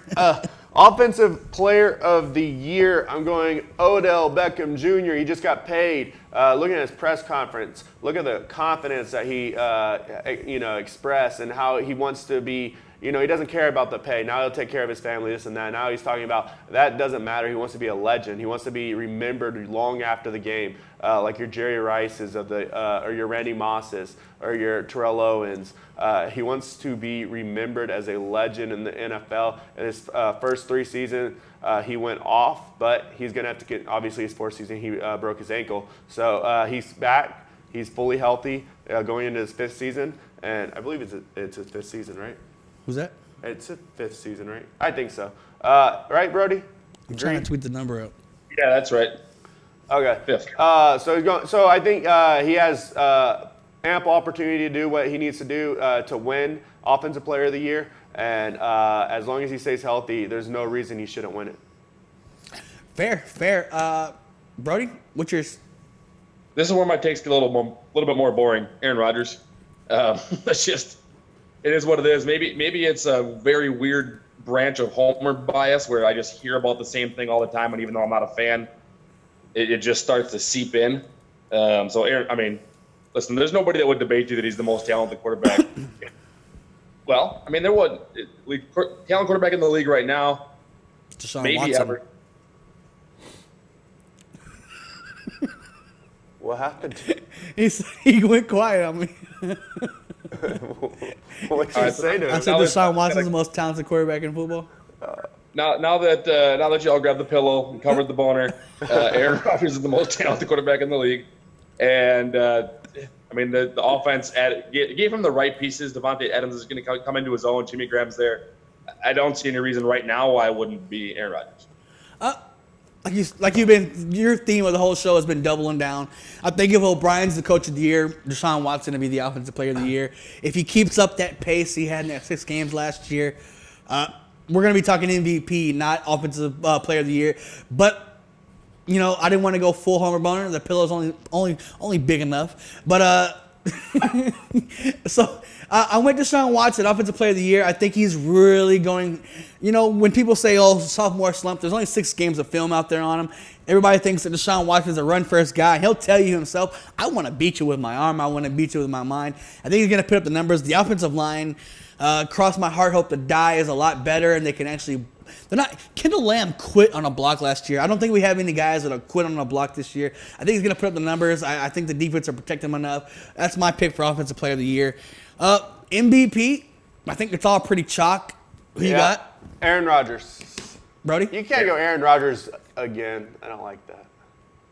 I did. Aaron Rodgers. That's even a thing to win Offensive Player of the Year and MVP? I think it is. Yes, of course it's a thing. You know, at first I was struggling because I wanted to go Watson MVP and I wanted to go Gurley Offensive Player of the Year. Yeah, usually I like to go quarterback and then a position player. I don't know. I don't like quarterback But winning I was both. struggling between Watson and Gurley, and then I was like, you know what? Rodgers he's back. He got paid. He wasn't. He's healthy now. What happened the last time he broke his collarbone? He shit on the league. The next year, he won MVP and he shit on the league. So I fully believe, I think that was 2013 or 14 or something. I fully believe this year, after breaking his collarbone, he's going to come back and he's going to once again shit on the league. So there's no reason he shouldn't. When he's healthy, he's throwing anywhere from 30 to 50 touchdown passes or 48 touchdown passes, whatever it is. He's always, numbers are outrageous. He's obviously the most talented player in the league currently. So there's no reason to doubt him if he's fully healthy. And he still has a great wide receiver corps around him. What you think, Brody? No argument there. Aaron Rodgers. Okay, just to change it up a little bit, if anybody was to be that second, okay, after Aaron Rodgers, if you can't pick Aaron Rodgers, who would you pick? Jimmy Garoppolo. Tom Brady. Oh, that's easy. Too easy. If I couldn't pick Aaron Rodgers, I thought you meant if I couldn't, like, if I wanted to go outside the box. outside the box. I mean, Garoppolo's a good. But like If this, I'm going to pick, 1A and 1B, then of course I would go Brady to win it. I just wanted to do something outside the box. could with Garoppolo? Could he though? Could he get the momentum, the narrative behind him? You think he could? Carson Wentz did. Hey, you want me to go outside of the box? No. Yes. Eli Oh, Manning. Lord, you're going to say Baker Mayfield. Eli Manning. Oh, Eli Manning. He can only win Super Bowls, not MVPs. Hey, that would be outside the box, right? Yeah, it would. Never won one before and wins one at 37. Boy, Yeah. that's not out of the box. That's like out of the realm. He has his Tiki Barber back. I mean, I guess. All right, man, that kind of wraps it up for our division and award winners. Real quick, man, we're open phone lines at 7:40. We got 3 minutes to buy. Who's your way too early Super Bowl prediction? Way too early Super Bowl prediction. I have, let me see. Give me a second. Let me think. I like the Patriots and what is this? Brody's calling us. Brody, why are you calling us? Hey, I dropped my phone. I didn't say the phone lines are open for you. You're already on the show, Brody. Get in now while the phone lines are hot. Brody calls. It wasn't for you, Brody. Brody's all nervous. He's all frozen. Look at his face on the screen. Squirrel. That's a beautiful piece you left us with. I can't even talk looking at that. All right, there we go. Hey, thanks for calling, Brody. Glad you're back with us. Let's go. I'll go Homer, of course. I'll go Texans and Rams. Brody? I got to find what my pick was, which is why I dropped my phone in the first place. Because I just went off. You the had hip a originally. pick earlier? Were we supposed to have a pick? Yeah, we know, Sully. You read what you want to read in the chat. We were supposed to have a pick ready. I said, yeah, have a pick ready. All right, Fulfill so it. defense against defense clashes, and then offense and offense. I mean, there's teams, if everything goes well, they should have the best defense and offense comparably in the league. So that's kind of something we don't see often. Teams clash with dynamic offenses and dynamic defenses. So I think it would be a fun Super Bowl to watch. I'm ready. All right. Packers Steelers. I knew it was going to be something like. Yes, sir. He's a closet Packers fan. I promise you. You live in there. No. Yes, you are. You're hate at them. Tampa Bay, so people feel sorry for you. I don't feel sorry for you, Brody. You're a Packers fan. Quit lying to us. He's Aaron Rodgers. He's offensive player, MVP, Super Bowl winners. You're a closet Packers fan. Wait, so Steelers, like, they finally get over the hump? Like, Didn't you choose the Browns to win the division? he did. We've seen not Ben to poke Roethlisberger so go to the many Super Bowl from the wild card spot before, right? What? Hey, very. Oh, the Giants. How you doing, Twice. Giants? Yeah. But I don't know. I just don't think they can win the big game. Mike Tomlin isn't a big game coach. I mean, they've won big games. I know they've won the Super Bowl. He won the Super Bowl with Bill Cowher. Yeah, well, bro. Bill Cowher, but still. I don't like that Omar Epps looking dude, man. I just Omar, you took that from Brody. I did take it from Brody. My way too early prediction. I hate agreeing with Sully, man, but Yes, I've tried my hardest to keep my expectations low of the Texans because every time I feel like that I buy into the Texans, Brock Osweiler happens. You bought into Brock Osweiler so much. Every time I buy in and start believing the hype and drinking the Kool-Aid, it doesn't work out for me.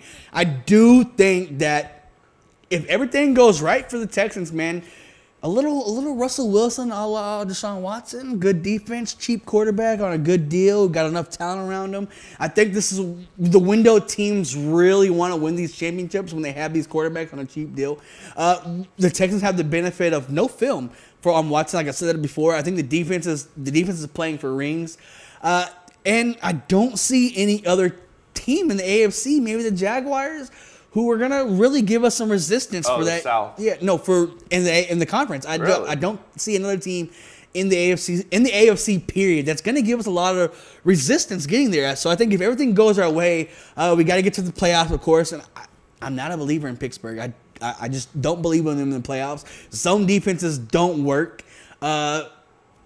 Not everyone has a Jalen Ramsey that can lock someone down. I get that, but I just. Pittsburgh, they've never been able to get it together under Tomlin, under his roster, his ideas. Hey, call in. If anyone's listening, y'all want to call in. Phone lines are officially open. Call in. We will answer your call, and we will discuss anything sports you want to discuss. Brody will get it wrong for you. Anything you want. Sully, what were you leading us in for here, though? I don't remember. To what?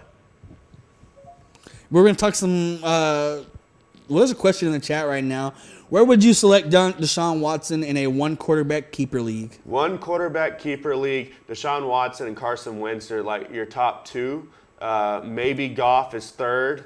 It's right around there. So where would you select him? Aaron Rodgers has a few years left, so it depends how long this league's going to go. I mean, for the next 5 years, you can win with Aaron Rodgers. I would choose him the fifth round, the safe fifth, sixth round. Is it? I mean, how many points are you getting per touchdown thrown? How many points is your quarterback getting? If it's only 4, then quarterback's less valuable. If it's 6, and then obviously they're more valuable, and that's a big. That fluctuates depending on what league he's in. If he's in a standard league, it's going to be 4. If he's not in a standard league and they like to spice it up and give him 6 points, then that's going to be a huge difference on where you take him. So I need more information. You could just be me and take Watson wherever you want. He takes Watson in the first round if you're Curtis Evans. I think Watson. What are we looking at, Brody? Is that what I think it is? I hope not. I don't want to know what you think it is. I'm trying to convince myself it's not. Brody, what are we looking at? Where'd he go? What? Gotta love Brody. What was I saying? I think Watson is a rare type of quarterback that's gonna get you more than just passing yards. He's gonna get you rushing touchdowns. He's gonna account for a lot of the Texans' offense. No, I agree. If he stays healthy, there's a risk there. Oh, that's what I hate about fantasy. There's a risk with every player you take. I agree. What would I take him, man? Look, first round, he took him. I took Literally him first round. took him first round. I took him first round, and then in our admin, I took him third, fourth round, fifth round. I think he's gonna be a fantasy stud. Draft him wherever you feel the value is there. If you feel the value is there in a one quarterback league, and he's gonna be your quarterback for the entire time the league is open, you've solidified your quarterback position. I don't really do dynasty leagues because it's a lot of thinking to me, and I. He's a keeper, so it's a little different, but. Anything fantasy leagues you want to talk about? Not particularly. People drafting Des Bryant, that's interesting to me. I drafted Marquise Lee on an accident. It's not going to work out for you this year, Cakes. I don't think it's good. I don't think you're going to do well. Where did Brody go?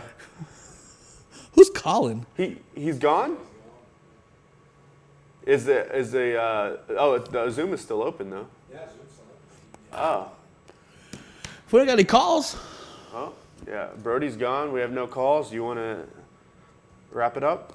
We can wrap it up here and go into our what's on tap. We can go in what's on tap.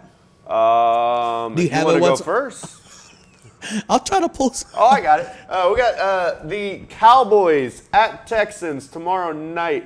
It's a preseason game. This is the first game we play the Cowboys. We will also play them, week 7, I believe, something like that. Something 6, like 4, in November. 3. In November. Yeah, we'll play the Cowboys again. In the regular season, we play them every 4 years. Huge in-state rivalry for whatever reason, because it makes no sense, and because they're in the NFC, we're in the AFC, and it just makes no sense at all. But we're a huge in-state rivalry, and anytime we play the Cowboys, it's fun to watch. So there's already been a little shit talking amongst the Cowboys and Texans fans just for a preseason game that I probably will fall asleep watching because the 4th preseason game, no one's going to start. So I tried to talk a little shit to kind of content group, but I was like, this is low hanging fruit, man. Like I can't do it. Like I don't even know who was the damn cornerback of the Texans, Ashami or something like that. I don't even know these guys' names. Like I just can't get into it. My what's on tap for this weekend would be the Arizona Diamondbacks versus the Los Angeles Dodgers. They're fighting for the NL West spot there. Can the Dodgers catch the Diamondbacks? And the Diamondbacks put some space between them two and make that NL playoffs, man, and make it fun. All right. Looks like we're tapped out. That means it's time for the last call. And, of course, you don't got to go home, but you can't stay here. So I'm going to go ahead and toss it to my boy Sully. Go ahead and finish strong for us, man. What you got? I'm going to toss it back to my boy Curtis for the alley-oop. I'm going to go ahead and finish strongly as I could. Get the layup. Get the layup. The finger roll. Anyways, there's Brody. Hey. Brodacious. What'd I tell you about that Wi-Fi? What'd I tell you about the Wi-Fi? Look, Brody just needed time to go find out what's on tap. Your what's on tap better be fire. Hey, y'all know why I had to leave, right? You had to piss. You could have pissed. No. PG. 2.5 pounds. Just say it. Well, I don't want to, Brody. What's your what's on tap? 2.5 pounds. I don't even know. Do not go down that rabbit hole. What is your what's on tap? My what's on taps is the Cubs and the Braves. Can you re-put the call in? See if anyone. What's that? No, Cubs and Braves. I like it. Keep going. Sorry. Yeah, Cubs and Braves. My what's on tap. There was a makeup from a very, very early season series when neither team was anywhere close to first place. That's now on the one off day the Cubs had. So in the middle of 23 games, but 2 first place teams could have a huge effect on either race. That's tomorrow night at 6:35 on MLB Network. All right, man. We were already into our last call. Sully, do you have one yet? Brody, last call. What's yours? Yeah, my last call is, since Labor Day weekend is the official get your fantasy draft done weekend. I know that I have 5. Make an effort in all of your leagues to get rid of the kicker position. It's stupid. You've spent all this time researching on every other position, point per catch leagues, half point, 2 quarterback leagues, dynasty leagues, keeper leagues, whatever it is. You spend all that time researching, and then you lose a game on a kicker, which is there's no research involved in a kicker. You pick a kicker, you start them all year, you don't care about them. Sometimes you win games, sometimes you lose games. It's a waste. Get rid of your kicker position. Disagree. Add another bench slot. Have fun with it. Just get rid of kickers, period, in fantasy football. That's it. That's my last call. I'm actually drafting in a league on Friday, and they added a punter position. I didn't even know that was possible. So I'm drafting punters on Friday and kickers.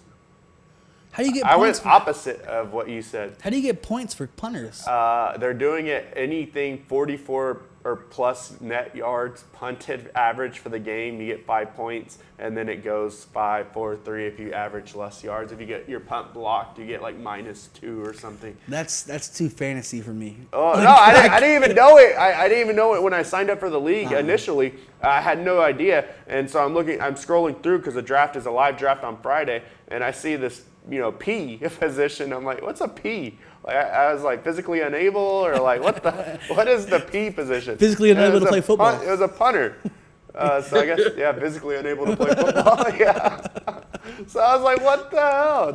So I instead of subtracting the kicker, I added a punter for you, Brody. That's Who you terrible. draft? Who you drafted? The punter? I don't know. See, I don't even know the good punters out. Is King still the guy to have? I don't even know the good punters out there. Look for a team that has a terrible offense. But I don't want them to punt more because I think I only get they averaged for the whole game like 44 yards. So if they just punted one time and it went 44 yards net, then I'm Shane good. Legler. There you go. He's not going to win the job, though. I know, dude. That's crazy. Your Hall of Famer's not gonna win the job, huh? Nah, I don't. This kid If might. anyone has a punter that I should draft, go ahead and text it in or call it in because I need a draftable punter ace. I guess they're gonna rank him on ESPN, right? I've never heard anybody drafting punters like It's ESPN draft. I didn't even know you could add The that. head coach. It's a 14-team that. league. Wait, Actually, what? if you could figure out a way to score it, that would be pretty cool. The head coach. Yeah. It'd be better than a punter. I can't even name more than 2 punters. Chase Elliott, I think he's a kicker though. What? Chase Elliott's not a kicker. No, Whoa. the Rams punter. Whoa. I think the Rams punter. Oh, you're right. He's really good. What about the Seahawks punter that just got released, but he was like awesome? He's Buffalo now. You don't want a Buffalo punter. The wind, the weather. Oh, John you're right. Ryan. Yeah, he's First in of all, John Ryan is the punter that got released from Seattle. Second of all, Chase I Elliott is a race just car said driver. they got released from Seattle. Chase Elliott is a race car driver. Yeah. Jake I'm Elliott. gonna walk up to the live board with Chase Elliott, put it up there, and they're gonna be like, "It's not a football player, bro." Is Jake Elliott? That's who I had in the that Jake kick. That's how I Elliott. get the Yeah, kicker Jake fan. Elliott. But I think the Rams punter is Legatron or something like that. No, that's their No, kicker. that's their kicker, Greg the See? Leg. Nobody knows about punters, dude. Like, But I know King. He's the Broncos. He's with the Broncos now. yeah. He was with Oakland for the John longest Gruden. time. John Yeah, Gruden. he went. Yeah, it was a big deal. John Gruden got rid of King. He got says rid he of don't. King? He don't need his punters out Von there. Miller's gone. Khalil Mack. I said John Miller. Khalil Mack is gone. Von Miller's gonna stay where he is. Thanks for joining. My last call. Oh, shout out to Diana Taurasi, man, the Michael Jordan of the WNBA. She led back the Phoenix Mercury 19 points in the WNBA Finals game. She hit 3 straight three-pointers. She hit a clutch one. The career accolades are stacking up. The accomplishments are stacking up. There's no other woman who has affected and changed the WNBA like Diana Taurasi is today. She's one of the only things keeping it relevant. They're not even selling tickets, but people go and see Diana play basketball, man. I love basketball. I love the NBA. I've watched the comments. I've watched the Sparks go through their run, and Diana Taurasi is hands down the greatest female basketball player I've ever seen. Shout out to Cheryl Coops, Cynthia Cooper, Leslie, but Diana Taurasi, man, she's a little bit of Curry mixed with a little bit of Jordan, man. It's crazy out there. Cheryl Swoops. I can't do it, man. Diana Taurasi is just amazing on the court. She is the female Michael Jordan, man. She don't lose when she nuts up. I mean, that's just. What's that? What we're going with? She nuts up, Brody. I don't know the word for it. I don't. All right, I don't man. know if I agree with it, but Equal opportunity. Title IX around this month. All right, before we get out of here, let's wrap it up for the No Filter Live edition. Before we get out of here, let's give a big shout out wait, to. I don't get a last call. Oh yeah, you do. I didn't know you. I was waiting for you to find. Hey, one. you wait years on a punter, man. Hey, punters matter. What if we drafted a long do. snapper? I would have John Weeks. A long snapper? I would Like, if stop. he I would missed stop a playing snap, fantasy. You I would would stop like playing lose fantasy. all your fantasy points for the week. I would stop playing. No. All right. Zion Williamson, most talked Zion. about Zion. I said Zion. Zion Williamson, most talked about college football player. College football. Throw the takeout. Throw it away. Duke's rising star. He's 6'7", 285. He can jump out of the building. I saw him dunk from a free throw line. Was it? It was like beyond the free Mars. throw. He jumped from Mars. Mars. He has like the highest vertical I've ever seen. He weighs almost 300 pounds. He's going to be the #1 draft pick by easily. He's gonna be a and force. let's see if he is the next Andrew Wiggins or he actually lives up to his potential. So, Next LeBron. well, I mean, Andrew So- Wiggins was supposed to be the next LeBron. Zion Williamson is Sean Kemp 2.0. Sean Kemp, I like it. Sean Kemp with a jump shot.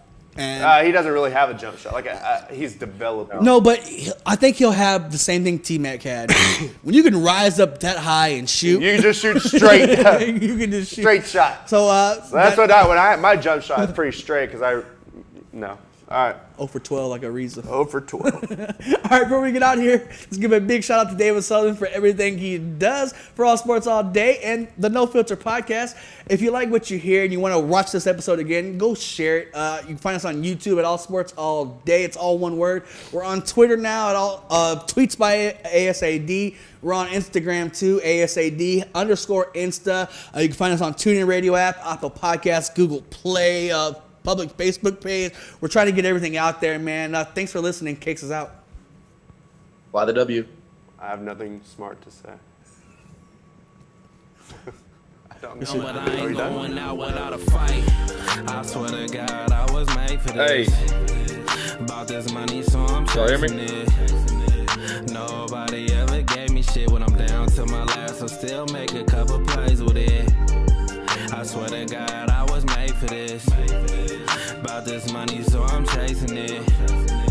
Nobody ever gave me shit when I'm down to my last. I still make a couple